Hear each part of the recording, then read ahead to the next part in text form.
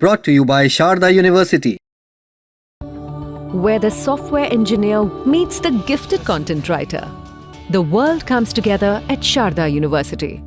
Iran और America के बीच ceasefire पर सहमति बनने के बाद प्रधानमंत्री नरेंद्र मोदी ने पहली बार ईरान के राष्ट्रपति मसूद पेजेश्कियन से फोन पर बात की है। दोनों नेताओं के बीच 30 जून को हुई इस बातचीत में वेस्ट एशिया के हालात, सीजफायर और आगे की स्थिति पर चर्चा हुई।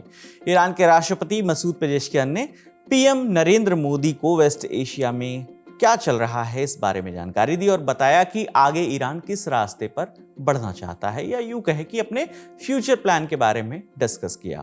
इसके जवाब में प्रधानमंत्री नरेंद्र मोदी ने सीज फायर के समझौते का स्वागत किया। उन्होंने कहा कि भारत हमेशा से बातचीत और डिप्लोमेसी के जरिए विवाद को सुलझाने की तरफदारी करता रहा है। प्रधानमंत्री नरेंद्र मोदी ने यह भी कहा कि इलाके में स्थायी शांति और स्थिरता बनाए रखने के लिए लगातार कोशिशें जरूरी है। साथ ही उन्होंने स्ट्रेट ऑफ हॉर्मुज में जो समुद्री आवाजाही है और व्यापार की आज़ादी है उसे बनाए रखने पर भी जोर दिया। हाल के संघर्ष के दौरान जहाज़ों पर हमला और रास्ते में रुकावट की वजह से दुनिया भर में ऊर्जा संकट जो है वो गहराया हुआ था। कई देशों की तरह भारत में भी गैस, पेट्रोल की कीमतों पर काफ़ी असर भी पड़ा था।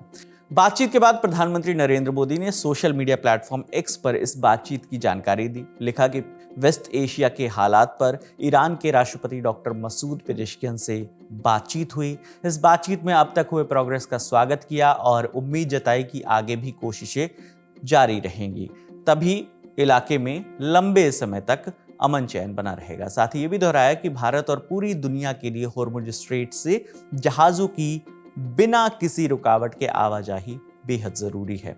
इस बातचीत से कुछ दिन पहले ही ईरान के राष्ट्रपति ने प्रधानमंत्री नरेंद्र मोदी को ईरान के पूर्व सुप्रीम लीडर अयतुल्ला अली खामेनेई के जनाजे में शामिल होने के लिए इनवाइट किया था। हालांकि भारत सरकार की ओर से प्रधानमंत्री नरेंद्र मोदी नहीं जाएंगे। भारत की ओर से बिहार के राज्यपाल अता हसनैन और विदेश राज्य मंत्री पवित्रा मार्ग्रेटा भारत का प्रतिनिधित्व करेंगे, यानी वहां पर भारत की ओर से जाएंगे।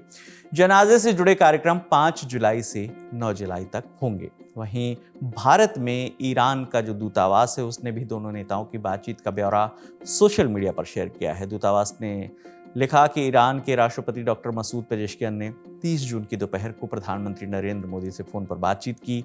बातचीत की शुरुआत में राष्ट्रपति पेजेश्कियन ने भारत में हुई ब्रिक्स एनर्जी मिनिस्टर की जो बैठक थी उसके सफल आयोजन की तारीफ की। उन्होंने उम्मीद जताई कि ब्रिक्स जैसे मंचों पर भारत और ईरान के बीच सहयोग आगे भी मजबूत होगा।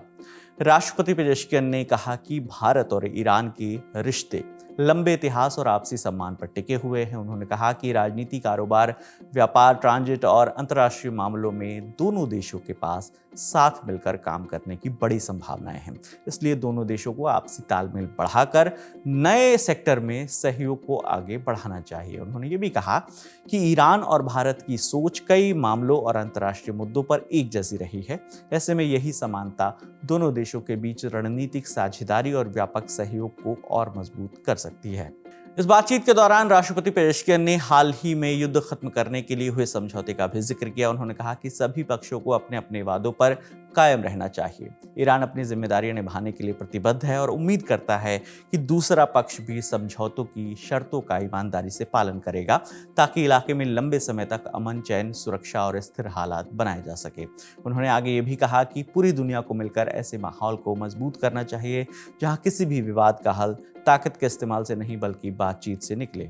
राष्ट्रपति पेजेश्कियन ने भारत सरकार और प्रधानमंत्री नरेंद्र मोदी की उस भूमिका की भी सराहना की जिसमें उन्होंने इलाके में शांति, मदद और स्थिरता का सपोर्ट किया था। उन्होंने उम्मीद जताई कि जिम्मेदार देशों की मदद से उन ताकतों की कोशिशें नाकाम होंगी जो उस इलाके की शांति और सुरक्षा को बिगाड़ना चाहती हैं।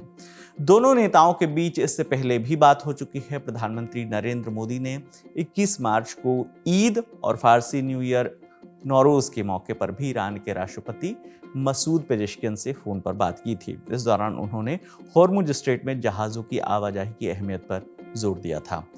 आपकी इस खबर पर जो भी राय है आप हमें कमेंट सेक्शन में जरूर बताइएगा। आपके लिए तमाम जानकारी लेकर आए हैं हमारे साथी आसिफ असरार। मेरा नाम विकास वर्मा है। देखते रहिए दी लल्लन टॉप। शुक्रिया।